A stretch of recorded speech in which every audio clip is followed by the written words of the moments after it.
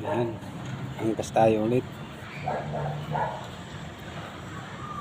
Dalawang araw tayo hindi nakapag-angkas. Sunday. Tsaka kahapon.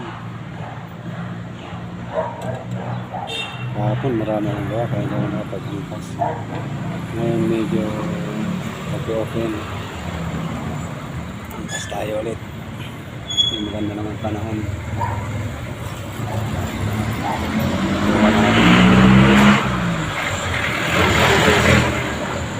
Para may pagkaw ng mga lunakis natin.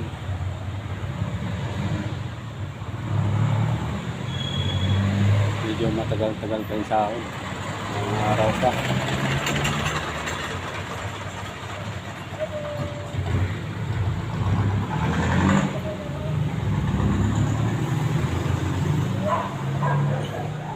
Habang naghihintay ng booking.